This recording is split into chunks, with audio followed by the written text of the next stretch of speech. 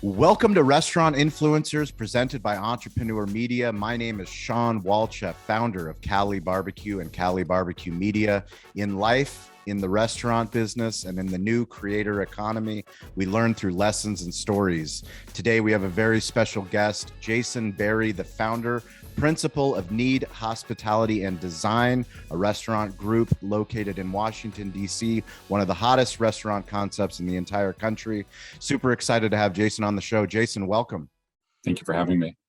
So I like starting with our favorite random question, which is where in the world is your favorite stadium, stage, or venue? Favorite stadium, stage, or venue? Probably the Anthem. Right next door to our restaurant Mi Vida on the waterfront here in DC. Okay. It is a beautiful venue. It's been open for 5 years. Okay. Just probably this week, 5 years. And it is a 6,000 seat venue. It has the best sound of any concert venue I've ever been to, and it shares a wall with my favorite Mexican concept, Mi Vida. So it's brought us a lot of business, and I've seen quite a few shows there, and they've been amazing. The sound is just unreal. Beautiful. So we're going to go to the Anthem. I'm going to convince Entrepreneur. I'm going to convince Toast, our title sponsor of this show. And we're going to put on a hospitality conference, not like any ones that we normally go to, but one that people that listen to this show, people that are playing the game within the game, the best of the best. And I'm going to put you center stage and let you have your 2-minute elevator pitch to let the entire audience know who you guys are and what do you do. I look forward to it. All right, here we go. Center stage. Mic is yours. I'm sorry, the 2-minute elevator pitch. I'm sorry. I thought you were talking about this. I thought you were talking about Ben. Sorry. We're here now. This is it. I'm putting. What was the question again? The question is who is Need Hospitality and Design, and what are you guys building? So my partner and husband, Michael Regenbogen, and I built Need Hospitality from the ground up. We just celebrated 7 years for our first restaurant, and Michael and I have been running the company together for all this time, and he focuses more on design and creation, and I handle more the business and the finance, and together we handle operations with our team. And over the last 7 years, we've turned Need into a 14 restaurant empire, I guess you could say, with 10 concepts, 14 locations. We have bakeries that we partner with, a wonderful bakery up in New York called Mazadar. And we have a partnership with Swingers, where we do all the food. Swingers is mini golf, not the other kind of swingers. And then we have we have 8 full service restaurants: Southern, Mexican, Tex-Mex, French, steak. So all sorts of different things going on. So I'm very excited to talk to you. We're excited to put on this show. We're grateful that Entrepreneur, we've been reaching millions of fans all over the world across the podcast, the video, the articles. And for us, it's exciting to find out what people are doing in different markets, and especially, in Washington, D.C., to find out what your concepts are doing and how you're building your concepts. Can you bring me back to the beginning? Why did you and Michael, why did you guys branch out on your own? You spend a lot of time working for other people your whole career. And in this industry, I had the pleasure of working for some amazing restaurant groups, from, being 15 years old and working at Pioneer Chicken in Los Angeles, which is like a Kentucky Fried Chicken, to Wendy's, to waiting tables, to pay my bills throughout college. The hospitality industry has always been in my blood. And I think that it's a really interesting industry, and it's been so full of passion for us, and I'm very, very excited about what we're doing together here in DC. Do you remember the first conversation of jumping off the cliff? This is a show for Entrepreneur, and we have potential restaurant owners that are listening, or people that are trying to relate to restaurant owners. Can you bring us back to that conversation? Yeah. So I don't know that it was one conversation, but I used to run a restaurant company before Need called Rosa Mexicano, and Rosa is casual fine dining Mexican concept. And when I joined the company, we had 3 locations, and I left them at 19. And And I remember being at National Harbor, which was, it's a development on the Potomac here in Maryland, across from Alexandria. And it's a big Gaylord Convention Center. And Rosa had the #1 busiest restaurant there on the water. And I was, at the time, I was the regional manager when it opened, and then I became the COO. And I was visiting the restaurant in 2013, I think. And I noticed that the restaurant across the street was getting boarded up and closing. And the guy that ran the development, Chris, he was literally locking the doors when I'm like, what's going on? Why did this restaurant close? He's like, oh, lots of scandals, lots of issues, but we took it back. And I said, who's going in? And he said, we don't know yet. And I said, well, what about me? And Wow. and he said, well, you run Rosa. And I said, I know. And I'll tell you, it's like all the entrepreneurial juices that were flowing in me were solidified that day. And I realized that if I don't do this, I'm never going to do it. And if I don't do it now, I'm never going to do it. And I'm never going to know whether I could do it. And you spend all this time working for other people, making them money. And you always wonder at the back of your mind as a restaurant owner, well, can I do this? Is this something that I'm capable of, or do I need to, am I not creative? Can I not come up with my own concepts? Can I not create my own core values and my culture and for my company? And can I do all those things? Or am I a better preacher for something else, for an existing company? And that particular location, it got a little close, but then it kind of fell apart, and they didn't want to upset Rosa, their #1 tenant. Yeah. And I said, well, let's keep this confidential. And they said, yes, of course. And that led to more conversations with the development. And we ended up settling on a smaller place down the street. That's the home of our first Succotash location. And it took a while. It took about a year to sign that lease, because they offered me some spots that were just not appropriate for, I didn't want to do 12,000 square feet on my first restaurant. 12,000 square feet? That would be, I think, the definition of stupid. It's still stupid, but it's for your first restaurant. 12,000 still stupid. Yeah, because they had a spot available, and I said, no, I don't think we're going to do 12,000 for restaurant #1, but thank you. Yeah. And we settled on a 4,000 square foot restaurant down the street, and that it kind of just I never knew that we would be where we are today. I never knew that we would have multiple concepts and multiple locations. I didn't know if we'd ever get past the first one. Just because I think we're good at what we do doesn't mean that we're going to be successful. You can be good at everything and still have a failing restaurant. Yep. And it's an incredibly humbling industry and a humbling experience. But that was, I think, where my entrepreneurship sort of crystallized at that time. And I remember like it was yesterday. And now a quick break from restaurant influencers to share an exciting new offer from our sponsor, Atmosphere TV. Go to atmosphere.tv/BBQ to not only get Atmosphere TV for free, but also our audience is given the gift of $200 in ad credits, as well as free activation. Join more than 40,000 other venues who use Atmosphere TV by signing up with the code BBQ at atmosphere.tv/BBQ. Keep guests entertained with Atmosphere TV because you have the ability to turn your promotions and your advertisements onto your television with this platform. The simple plug-and-play device lets you take control of the content on your screens. Keep guests entertained, engaged, and informed of real-time specials, career opportunities, and announcements that you can personalize within your own custom content dashboard. Tap into great channels such as America's Funniest Home Videos, Fashion, Throttle, Chive TV, Sports Highlights, Red Bull, Real Madrid, along with unbiased news and entertainment. There is something for everyone. Over 60 curated channels of short-form, entertaining content to choose from right at your fingertips. They also have an incredible ad-supported network that allows you to not only market within your four walls, but also locally or nationally if you desire. The platform gives you full control to dial in your marketing efforts. Please go and visit atmosphere.tv/BBQ and let them know Restaurant Influencers sent you. For you, what are the keys to having a successful restaurant? The thing about our industry is you have to be good at everything to be successful. you can't be really good at, marketing Yep. and terrible at hospitality. You have to be good at getting food on the plate. You got to be good at training and real estate and lighting and music and design and service and booze and food and legal. And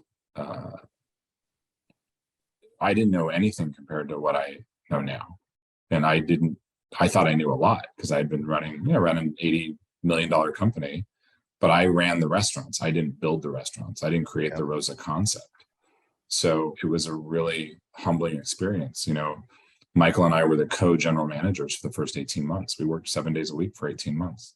Yep. And from going as a senior executive with a good sized restaurant company, living on an airplane and having a pretty good life and not having to work the floor too much, and to then being the guy in Expo, 7 days a week, 6 days a week. And staffing was not easy then. It's still not easy. But when you haven't been a general manager at that time, I had been a GM for 10 years. It was humbling. And you also, I think, as you age, become less patient with the BS. Yes. And so the whole process was very humbling and exciting and fun. I really loved it. But when there's a flood in the kitchen, the pipes backed up, and we have a private event going on, and I'm just like, what am I doing? What is the dream? What do you mean this is the dream? What is wrong with me? And there's a lot wrong with us. It's in our DNA. We can't help it. Oh man, there's so much wrong, and I wouldn't do anything else. But they say in most industries, if you don't love it, don't do it. But I think that's ridiculously true for this industry. Yes. And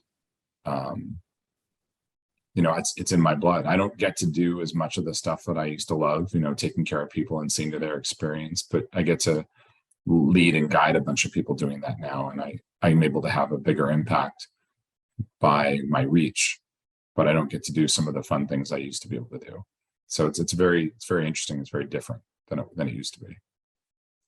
Why Need? So it's Need, KNEAD, Need Hospitality and Design. Yes. Why? So Need has a couple of meanings. It's a play on the word need, NEED, right? So you need hospitality, right? You need it in your life. You need it in your for a restaurant company, we thought that was good. Need is kneading bread, right? Bread is sustenance. It's food. It's, you can knead dough and bread and all sorts of different things. So there's a tie into food. There's a tie in to what you need. And it was also the name of the first restaurant business plan we ever wrote. We had a little bakery cafe called Need that never happened, but it was written in probably 2012. And it was a silly little business plan, but it was the name of the restaurant. So it kind of stuck. And it was, the memory of the first inkling of entrepreneurship, even though that business plan never happened and we never found a site until the one I told you about came along. Wow. Look at that. The seed. It was the seed. The seed. And also there's Need, there's a lot of different things from a marketing perspective. You need to feed, you need to eat. There's a lot of different ways to tie marketing into the name of the company. And now that we have a bunch of concepts, we've been sharing the name more formally to create an envelope of concepts. And so people understand, if it's a Need restaurant, then it, operates this way. As opposed to focusing on Succotash or Mi Vida or the Grill individually. We've only had one restaurant, it was Succotash. Yeah. And those were our first two locations of Succotash. And then we opened a Mexican restaurant. So then we weren't multi-concept for 4 years. So sort of it's evolved. So the intention when you first opened Succotash was there was no restaurant group. Was Succotash that was the legal entity was Succotash? We had Need. Oh, you already had Need. Yeah, Need was the manager of Succotash. Okay. And Need was Michael and I. Okay. And Succotash was our only restaurant. But we set it up with intention from the beginning to do more than one. Okay. I don't know about, there are people who are successful and make good money on one restaurant, but I think they're few and far between. Yes. With the margin, you can survive, but you can't do well generally on one restaurant. Yes. And so, in our business, as you need to have a bunch, and that's when things start to get pretty good. If they're all running well and making money, then things get pretty good. But one restaurant does not a wealthy person make, unless you're, you own Tao in New York, or Old Ebbitt Grill in DC. Those restaurants do 30 to 50 million a year. Yeah, you can do pretty well on one restaurant, but those are not very frequent occurrences. So we always knew that we wanted to do many, but we didn't know if Succotash would be the only brand that we did, or if we would do more things. And we concept and create, we name the restaurants, Michael designs them, we create them, we create the concepts. We knew we wanted Southern food. We knew the demographic, we knew the area, we knew where we were. I knew National Harbor very well because, we had a restaurant there for 7 years with Rosa. So I knew the clientele, and I knew the area, and I'm like, Southern food would do well here. So we knew we wanted ribs and chicken and waffles and, all the things that are on our menu. We didn't know it would be Korean influenced until we met Edward Lee, who's our chef partner in Succotash, pretty well known. Edward Lee? I don't. No, he's James Beard Award winner, and does a lot of great charity work, and has been our partner in Succotash for a long time. So he's Korean. So we have, collards and kimchi. Awesome. We have dirty chicken with a gochujang sauce and like a dirty fried chicken. So it's Southern food that you've never had before, but is familiar, much of it. So it's interesting. Food's good. So how do you go about picking your chef partners? I think we're very location specific. So Edward was our culinary. We reached out to a bunch of people. So we knew we wanted to do Southern. So I reached out to a bunch of well-known Southern chefs, and I figured if I can get a good chef who's well-known to sign on, it's going to be easier to raise money. And so just because we know what we're doing and we run restaurants and we, think we're really good at that, doesn't mean that people are going to give you money if they've never heard of who's doing the food. Yes. So I reached out to a bunch of chefs. None of them returned my call except Edward Lee. And I emailed him. He still had an AOL email address. No way. Does. Yeah, this is amazing. And he's like, it sounds interesting. He was living in Louisville, Kentucky. He had 3 restaurants, and he's from Brooklyn. And I didn't know if his food was any good. So we flew out to Louisville and went to his restaurants, and we got drunk with him a few times, and we had a great time. And turns out his food was amazing. And we said, Edward, we want to do this kind of food. Are you interested? He's like, sure, I'll do it. And he's 7 years in. He's still our partner in Succotash Prime, which is like our steak-oriented Succotash. And then we have a sort of a fast casual at Swingers called Lil Succotash. And so that, and then for the Mexican concept, our chef partner is a guy named Roberto Santibanez. And Roberto was a culinary director at Rosa Mexicana, where I worked. And so we overlapped for about 5 years. And we'd always been good friends. He left, long before I left Rosa, but he has some restaurants in New York, and we talked about doing something in New York. And then a location in DC for Mi Vida, what is now Mi Vida, landed in our lap. And we said, Roberto, you want to be our partner and do the food? And he said, yeah, of course. So he did that. And then we told the Mi Vida's at the Wharf, which is where the Anthem is, the concert venue. Yes. And strangely, the Wharf didn't have a sort of an upscale American restaurant. And we said, you need one. And they said, well, we want a steakhouse. And we said, well, you should do a grill. And they said, well, what's a grill? Well, it's like a steakhouse, but it has more variety. It's not just, oversized banquettes and leather and dark lighting and men in suits. It's lighter, airier. So they said, well, what do you want to call it? And we said, the grill. And they said, okay. So they had this beautiful space.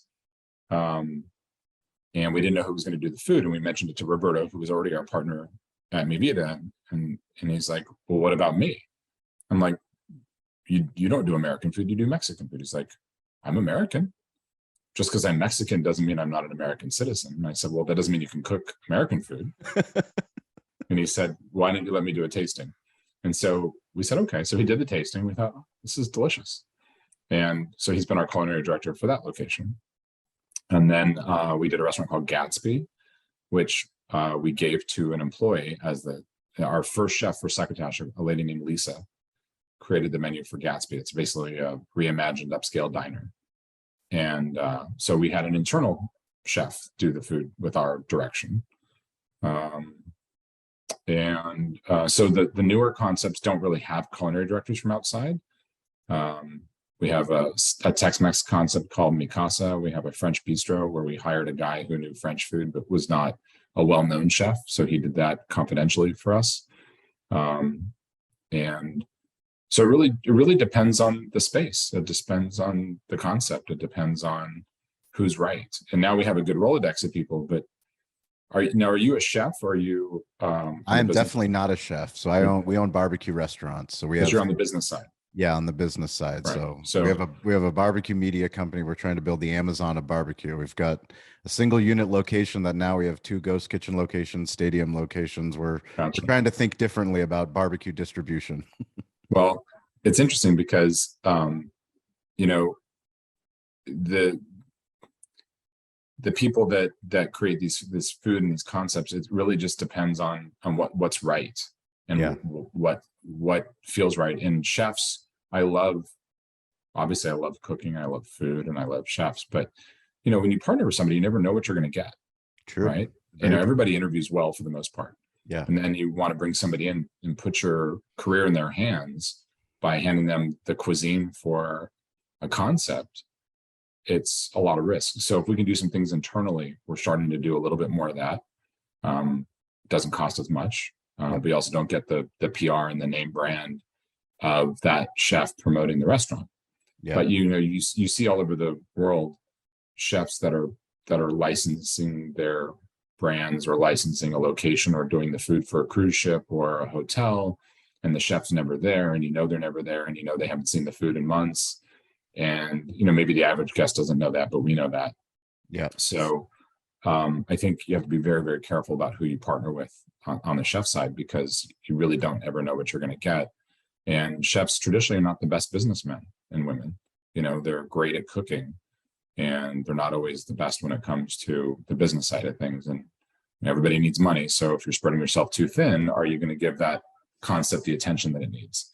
But we've been really lucky. And we treat people fairly. We pay them when we say we're going to, and we pay them what we said we're going to.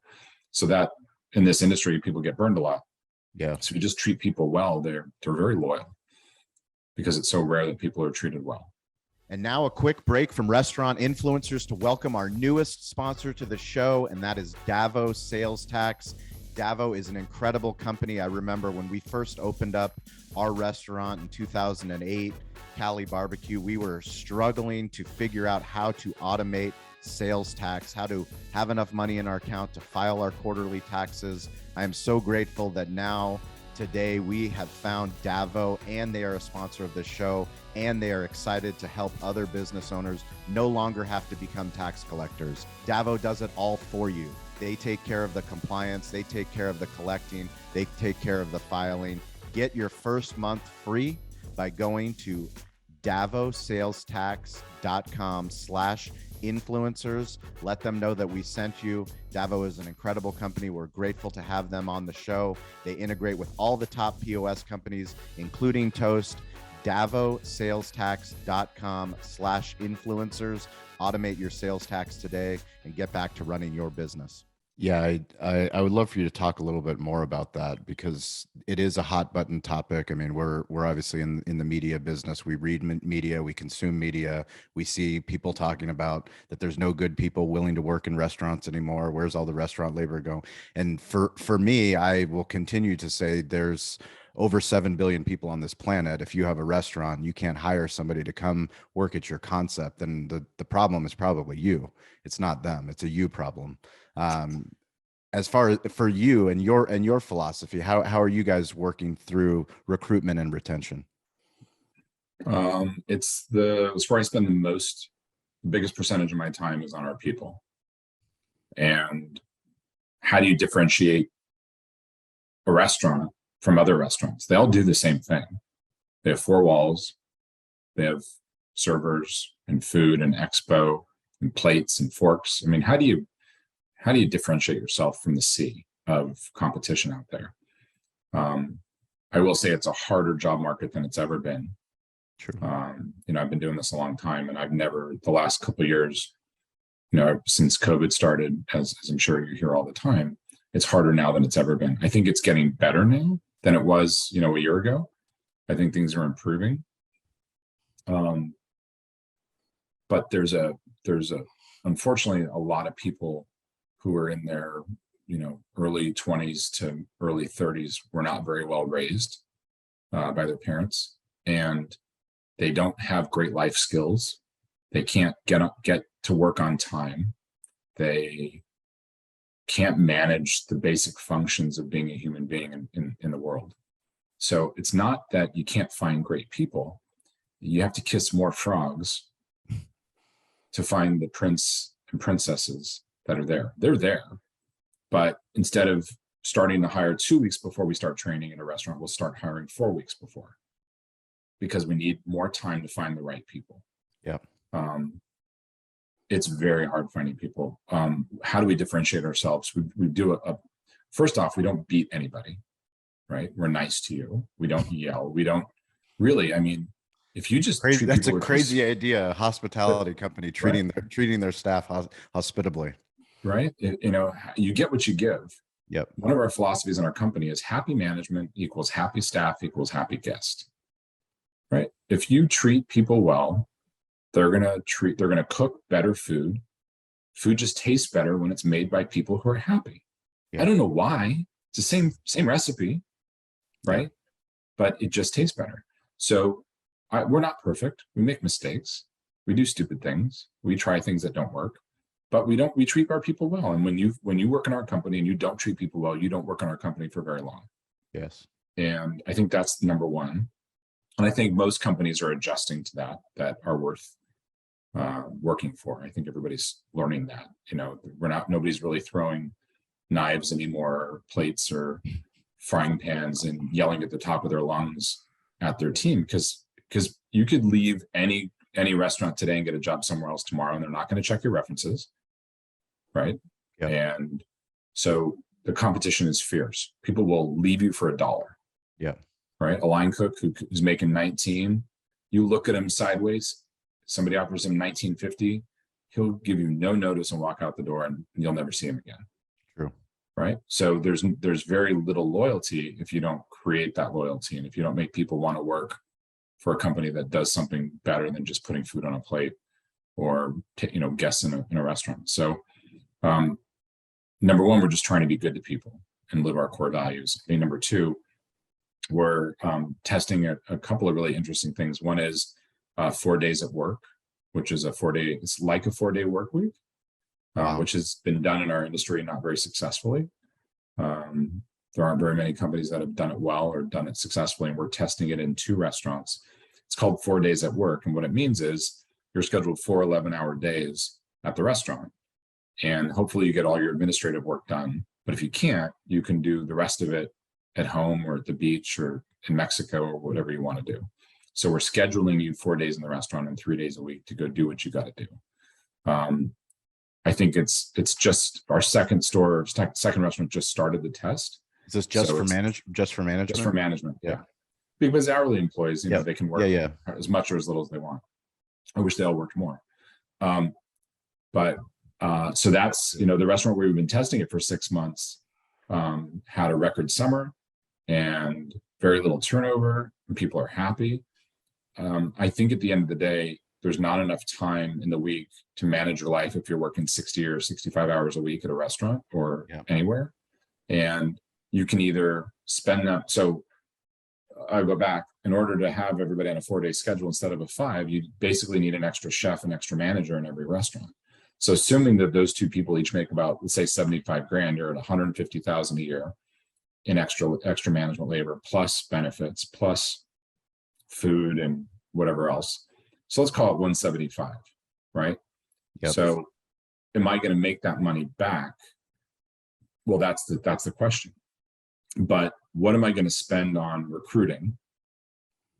Right? If I have I don't know, 7 recruiters out there looking for people for us. They Yeah. charge anywhere from 10 to 15% of the first year salary, Yeah. right? So if I hire a guy or gal who makes, let's say they make 75,000 a year, Mm-hmm. right? I got to train them for a month, right? That's $8,000 Yep. before they're useful to me. And then I got to pay 15% to a recruiter. That's another, 11,000, right? So I'm 20,000 In. in expense before I know if this person's worth a shit. Excuse my language, No, it's right? fine. So, or I can spend that money on the front end and have a little extra management support, have a little extra cushion, keep people happy, make sure they don't leave. And guess what? The institutional knowledge of what you're doing and what we're doing in our company stays with the company. And what I mean by that is, let's say, so a couple of years ago, an assistant general manager of ours had been with us for 3 years, and he resigned during COVID. He's like, I want to go write kid children's stories, and I want to travel the world. And those are 2 things I can't help him with. So he left, and he was with us for 3 years, and he took all the knowledge of our company with him. Mm-hmm. Right. And what do I have to show for it other than replacing this guy? How long is it going to take the replacement to get as knowledgeable about the way we do things? Just because you're trained doesn't mean you know anything. It means you know how to open and close, and it means you know the table numbers and you know the staff, right? You know how to do the basics of your job, but you're not going to be great at it, right? You can't jump back behind the bar and support a bartender as well as the guy that left. Yeah. Right. So that institutional knowledge takes away. What about the guests that walk in, the regular guests, and they don't see their favorite manager? Yeah. Well, they don't feel as regular anymore. So I think that there's a lot of things that we can do to slow down the turnover and improve retention and improve happiness. Our philosophy is that if we're going to spend the money, you might as well spend it on the people that work with you and keep them happier. Now, are we going to be able to do this 52 weeks out of the year? No, I mean, there's going to be vacations. There's going to be things that happen. Somebody's going to leave. Somebody's going to get hired. But if we can do it 40 or 45 weeks out of the year, that's 40 to 45 days per year that we're giving each manager and chef to do what they got to do in their own life. Yeah. And there isn't anybody else that's doing that, not successfully. Danny Meyer tried to do it at Shake Shack and canceled it during COVID. There's some small restaurant groups that are doing it, but we're not saying you're only going to work 4 days. We're saying you're scheduled 4 days and they'll do your other stuff at home if you didn't get it done in the restaurant. So be efficient and be smart and get your shit done in the restaurant. Then you don't have to work when you're not at work. The other benefits program we're doing is something called lifestyle benefits. And basically we're giving everybody an expense account per month and per quarter to spend money on specific categories of things. And the amount of money you get is based on your position or how long you've been with us. And it's from 0 years to 5 years or more. And it's from, manager to director of operations and executives. And we'll give you money every quarter to go out to dinner. We'll give you money to go see a show. We'll give you money to get your hair done, to buy clothes. And it's about the equivalent of about $10,000 a year in income. Mm-hmm. And the intention, and your gym membership. If you don't go to the gym, then you're not going to be able to get reimbursed for that expense because you didn't have a gym membership. And the idea is that we're incentivizing you to do things that are good for balancing your life. Yeah. Right. We're not just giving you an expense account to go do whatever you want. And you can't go to McDonald's. You actually need to go to a restaurant and sit down and be waited on by someone and learn something about the industry you work in. Yeah. Right. And so the lifestyle benefits have been going on for about 6 months and everybody's participating and they're really enjoying it. And, maybe some people that need to go to the gym are like, well, I'm not going to get that money if I don't get a gym membership. Maybe I should go get a gym membership. And maybe if I have a gym membership, maybe I'll actually use it. And then I would be a healthier, happier person. I'll live longer. And maybe I'll do a better job at work because I've got a little more balance. So that's the other big benefits program that we're working on. Well, I want to thank you for your leadership and doing the things that are uncomfortable in our industry, because that's the only way we're going to move our industry forward is by groups like you talking about the things that you're trying to do. It doesn't mean that it's perfect, doesn't mean that it's going to work. But if we take care of our people and the people that are the leaders of our company, the management, who often get overlooked. And I mean, there's so many things that have historically gone wrong in our industry for people, the amount of money that a bartender makes and moving up to a manager and how much we're paying managers and what's expected of managers, unless we're willing to have these conversations, and they're messy conversations, unless we're willing to actually put these words into action like you guys are doing, where you have case studies to say, yes, this worked or this didn't work. It really means a lot. So thank you for leading with that. No, we're trying. Hopefully we'll be successful. The Well, jury's still out. we'll follow up and see where we're at in 5 years. Once you guys get over 8,000, you've grown from 300 employees to 800 employees in 1 year. Is that correct? Oh, let's see. I About think we 2 were years? at three. Yeah, I think we were at 300 when COVID hit. Yeah. That was our fourth restaurant, probably close to 400 when COVID hit, and now we're about 900. 900 Yeah. employees. That's Yeah. incredible. So in 2.5 years, added 500. So I'm or gonna so. bring you, since this is show is called Restaurant Influencers. We talk about companies leading with their heart, their digital heartbeat. You have an Instagram account at Need HD, and once again, that's KNEADHD. And I'm going to take you to a post, and you put a Nelson Mandela quote. It said, "Remember to celebrate the milestones as you prepare for the road ahead." This was a post announcing Baby London. Can you tell me about why is it important for you and Michael to share your innermost heart and love with the world? Restaurant companies are so focused on food and beverage and ambiance and lighting and pretty people eating in your pretty restaurants, but we want to be, it's a tough decision, whether you want to let the world into your personal life, right? But it's not often that it's much more frequent than it used to be, but it's not as frequent that two gay men have a baby, and I think the more you share, the more people understand that you are human and that you're not just, you're not living in some ivory tower, but you're real people with real issues and real solutions and real life. And so we believe that sharing a little bit more about who we are is humanizing and helps let people understand that restaurants are about people. They're not about buildings. They're not about light bulbs. And, we're so proud of our little baby, 7-month-old daughter. And she's a handful and she's wonderful. And, I'm 50 years old, so I'm an old dad compared to the average. You're an old new dad. What's that? An old new dad. You're an old new dad. dad. Yeah. So it's been really interesting. Michael's 43, so he's the more appropriate aged father. But it's been really interesting. And if you don't share who you are and what you do, then you're not really letting people know the real you. And I think that's why we do it. I'm so grateful for you and Michael for leading by example. I talk to restaurant owners all the time. That's literally one of the reasons why we put on this show, is to let entrepreneurs, restaurant owners know that it's not just about the food. It's not just about the building. It's not just about the community, but it's about who you are and who your family is, because every business is a family business. And it's what we're willing to share. Like, this is our hospitality. My son, my daughter, my son's 5, my daughter's 3, my wife, like, we post content on the internet, and my friends that are in different industries, they have continued to give me a hard time saying, why are you posting stuff about your family? Why are you doing that?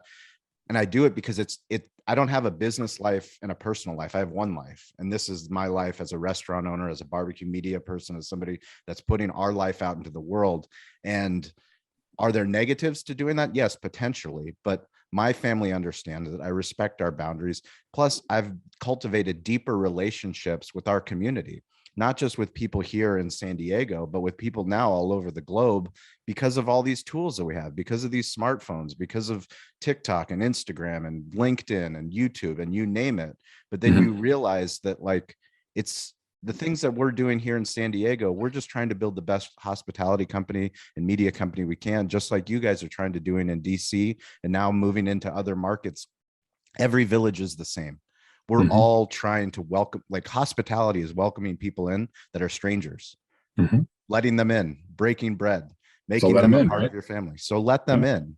Yeah. But it takes the courage. It takes the courage of you guys doing that. Thank you so much for doing that, leading by example. Do you have any mentors, any people that you learn to reach out to? I think one of the things I try to talk about on the show is how easy it is as entrepreneurs, as leaders, and especially here as men, that we don't do a good job of asking for help. It's ironic that the people in the hospitality business, we spend so much time helping others in service of others. Very rarely do we take help for ourselves or know that we need help. Have you asked for help in your restaurant career? Um, yeah, I mean, listen, you always have a boss, right? So Yes. whether you have a boss or whether you have investors Yes. or a husband or a wife or your employees are your bosses, they're the ones that Yes. you're working every day for. So um, I wouldn't say that we're a democracy, but I would say that we run a lot by our executive team. We make our decisions. I wouldn't say as a group, but we definitely listen to what people have to say. And our executive team is incredibly bright and they very much understand what we're trying to do. And so by getting more perspectives, I wouldn't say leading by consensus, but leading by opinion and learning to really embrace what people have to say. And I think I learn more because I'm not, um, I'm not, I'm very confident in what the decisions I make, but I'm not immune to making mistakes. And sometimes I don't see things the way I should, or I don't see what's right in front of me. And I try, but I think that sets a good example for other people. I have an executive coach that I talk with once or twice a month, who I've been talking to off and on for 15 years, who's sort of like an organizational psychologist, Yep. focusing on employee issues or management issues or leadership issues or things that I'm working on. I still I have an advisor who helps me with development, construction related things. Who's just incredibly bright and can give me his 2 cents. So I'm really not afraid to ask for help. I probably do it a lot more than most because I really want to make sure I have a well-rounded opinion when I make a decision. You don't always have time to do that, but when you do, take advantage of it, because the times we don't, I think, are the times we make the biggest mistakes. That's great advice. So anybody that's listening to the show, please join us on Wednesdays, Fridays, 10 a.m. Pacific time on the social audio app Clubhouse. We've got an incredible group, a digital hospitality group of restaurant owners, but we want to hear your story. So join us on stage. We have people that support this show, support the podcast. We're grateful for you. We also do a social shout out. So this week's social shout out goes to Troy Hooper of Nourish Brands. Every single week, he's showing up in the clubhouse rooms, doing the work, supporting the show. I want to give you a chance. Anybody on your team, somebody that doesn't get recognition. We have so many people. You have 900 people. Is there somebody that you can give a special shout out for that stepped up recently so they know on entrepreneur.com? Jason gave me some love. We have a month quarterly manager or chef of the quarter, where they're called the Star Pick, and basically they're voted on by all the people at the main office, the home office. And this quarter that just ended was a lady named Barbara Howard. And Barbara actually used to work with me at Rosa years and years ago. And then we didn't talk for probably, 7 or 8 years. And then last year we were about to open our Tex-Mex restaurant, Mi Casa. And she got in touch and said, "Hey, I'd like to come work with you." Look at that. And Barbara has been a manager with us at that location for about a year. And she got the Star Pick for the quarter. And she's just one of those people that kind of puts her head down, does the work, but she's smart and she's great with the guests. She's great with the staff, and she really understands. She's got a good eye. She understands what we're looking for. And I'm really, really proud of her and what she did, and how, she beat out all these other people that are amazing for the quarter. And so cool. It's a really fun. We send them on a big trip. and, do some fun things as a reward. It's about Well, look at $2,000 of excitement. So Well, look at it's a that, pretty good Barbara. thing. Keep up the good work. Yeah, you never know. Things are full circle in this business. It's how you treat people. You never know who's going to come back into your family, no matter where they go off and flourish. It's always important that you treat them the right way, and then it always comes back. So. Mhm. Thank you so much. If you guys want to reach out to me, it's at Sean P. Walchef, ShawnPWalchef. That's on LinkedIn, TikTok, Instagram, Facebook, Twitter, all the fun places. If you want to connect with Need Hospitality and Design, it's at Need HD. You can also find them on their website. You can check out all of the incredible restaurants they have, where they're opening up their next restaurants. Mi Vida is getting all kinds of incredible press. So keep up the great work. Jason, any parting words for the restaurant owners out there? No, I think if you're an entrepreneur and you're thinking about getting in this business and owning your own, it is often thankless, and often you'll second guess yourself and you'll wonder what the hell you're doing. Yeah. And it is not for someone that wants a hobby. Don't open a restaurant because you think it sounds cool. Because you will not be successful. Yes. And you will not be happy. And I talk to people all the time that are thinking about opening a restaurant. Like, you need to run away from that idea. Run. And really, visualize whether this is what you want, because you are asking yourself for a world of pain. Even if you, like I said earlier, even if you do everything right, there's a very good chance you won't be successful. Yes. Are you willing to borrow money against your house, or raise money from your friends, or take a loan out that you're liable for, to test your hypothesis? And unfortunately, a lot of people make that decision and have no business doing this. Yeah. There are times when I wonder if I have any business doing this. I've wondered it myself. 15 years in, I still wonder it. I know it's right. I know it's a beautiful pain. There's no other pain I'd rather have than this. No, but it's definitely not for everybody. And I if you haven't grown up in this industry and you haven't done this, I talk to people that have never worked a day in a restaurant, and they want to open a restaurant. Like, what are you doing? Why would you do that? You don't know with all due respect, you don't know anything about what you're talking about. Yeah. Just because you dine in restaurants doesn't mean you can run one. Truth. Oh, I know restaurants. I go out all the time. Okay. That is the truth. It is a cautionary tale. There's unfortunately a lot of most people that make that jump don't make it out. But if you do make it out and you continue to build, you can create some really cool, incredible things. And absolutely. Concepts. So absolutely. We're grateful for your time. Thank you for your leadership, Jason me. And Michael. We can't wait to come visit one day, Washington, D.C. If you guys ever make it to the West Coast and San Diego, please come check us out. And that goes for anybody listening to the show. You guys are family for listening to the show. Thank you for subscribing and sharing. You guys have a great week. Stay curious, get involved, and don't be afraid to ask for help. Thank you, guys. We'll catch you next week.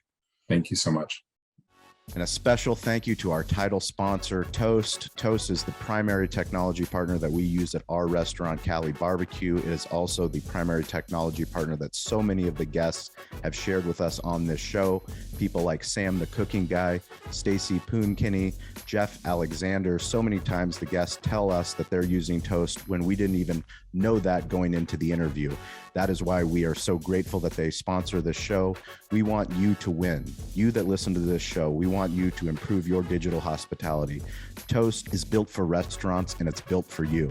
Toast is the restaurant-first platform that's built for your needs, whatever your size, concept, or ambitions. Improve your bottom line with a customizable platform that's easy to learn, use, and grow with. And it meets you where you are with all the right tools for your price point. If you have any questions about Toast, please DM me at Sean P. Walchef, ShawnPWalchef. I will get you the link to the right Toast contact in your market. It's so important that if you listen to this show, that you win. We want you to be on this show eventually.